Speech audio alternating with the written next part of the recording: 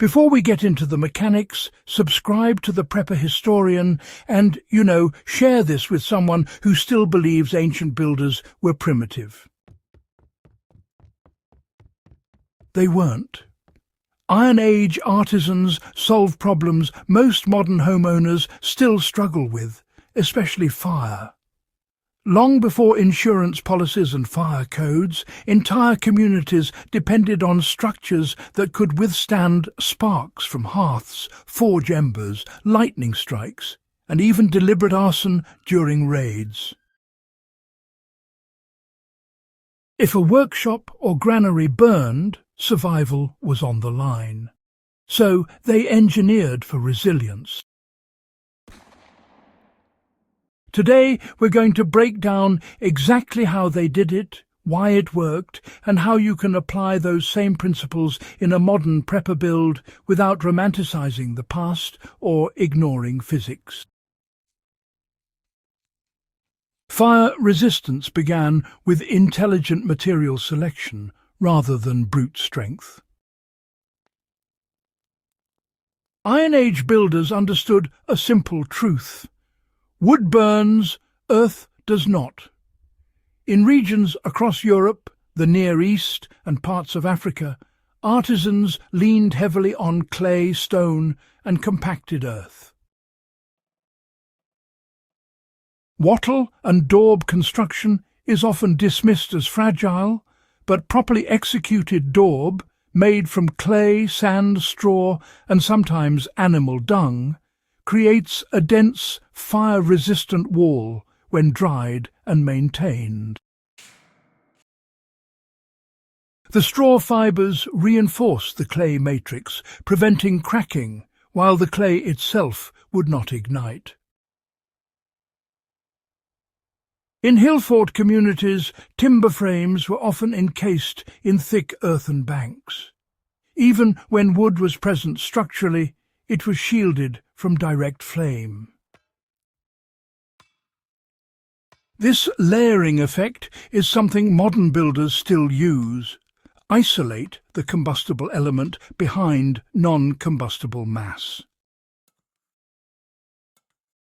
If you're building a shed or retreat structure, consider earth plaster over wood framing. A properly mixed clay plaster applied in multiple coats and maintained against water intrusion dramatically slows fire spread. Stone and earth walls acted as thermal batteries that absorbed and diffused heat. Stone roundhouses and dry-stacked stone walls were common in fire-prone settlements.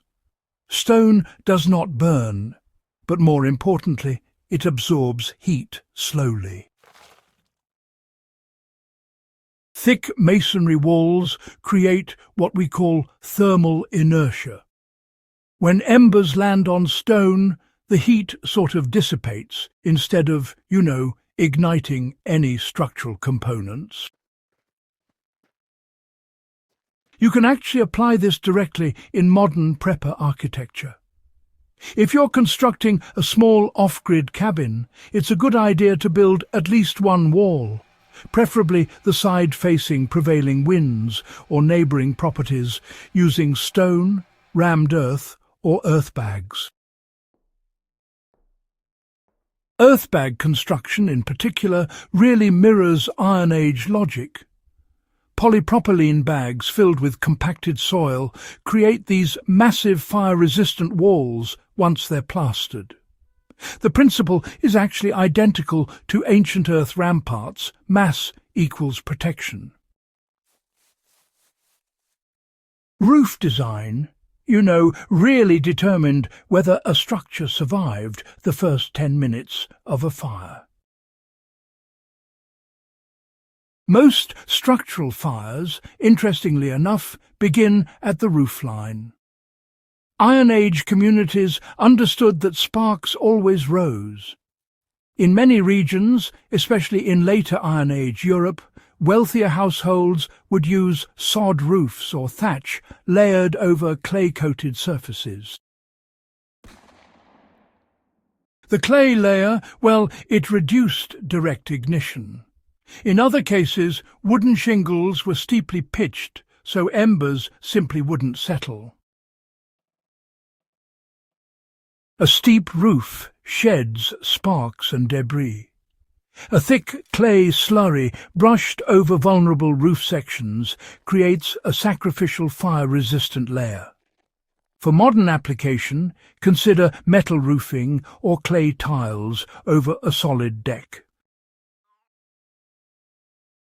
If you insist on a natural build aesthetic, incorporate a clay slip coat beneath thatch or install a spark arrestor on chimneys. The ancient insight here is simple. Eliminate horizontal surfaces where embers can rest. Hearth placement and interior layout were deliberate fire control strategies. Iron Age homes revolved around central hearths, yet entire settlements did not constantly burn down. Why? Controlled zones. Hearths were often set in shallow depressions lined with stone.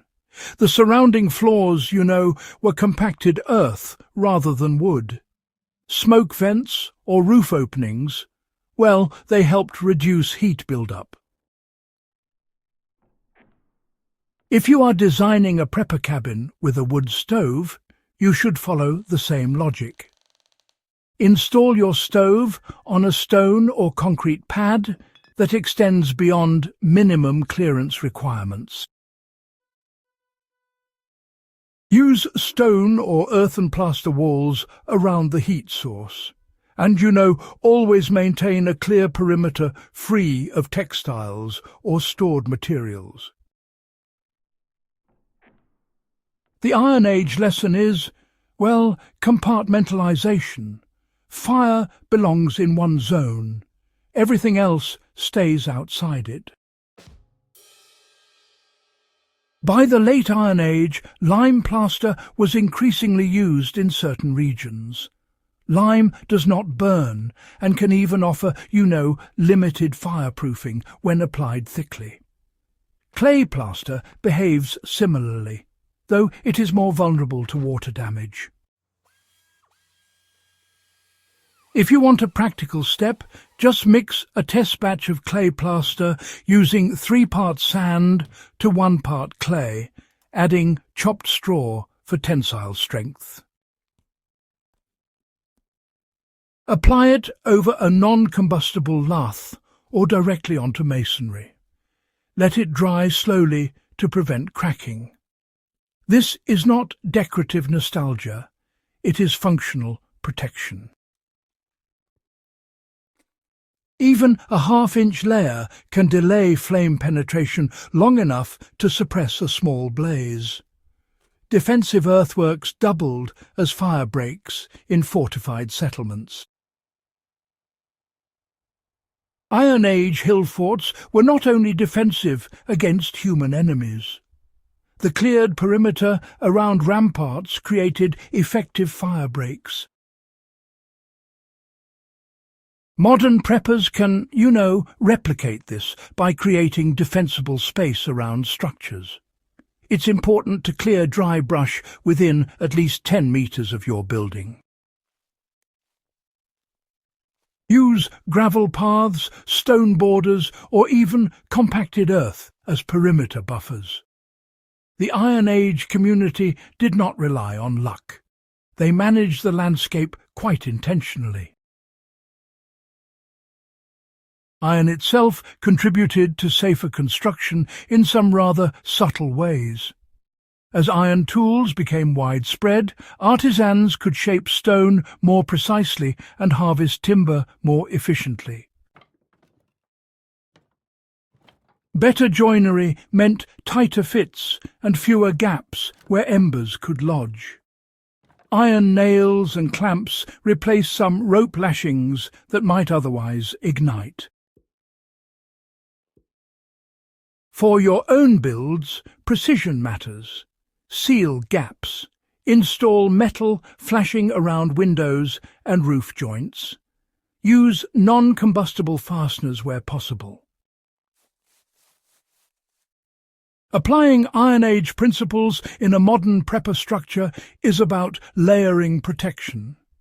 If you were building a small fire-resistant workshop today using ancient logic, you would start with a stone or earth foundation. Raise walls from rammed earth, earth bags, or masonry block. So, you'll want to coat both the interior and exterior surfaces with either clay or lime plaster. Then, it's a good idea to install a metal roof with wide overhangs, and make sure to create a gravel perimeter as well. Place your heat source on a stone base, making sure there's proper clearance all around. And, always store your fuels away from the main structure, preferably in a separate, non-combustible shed. None of this requires medieval reenactment. It really just requires understanding material behaviour. Combustibles should be shielded, and, mass should face the threat. Heat must dissipate rather than accumulate. Iron Age artisans were not chasing aesthetics. They were protecting food stores, tools and families in an era when a single fire could erase a year's labour.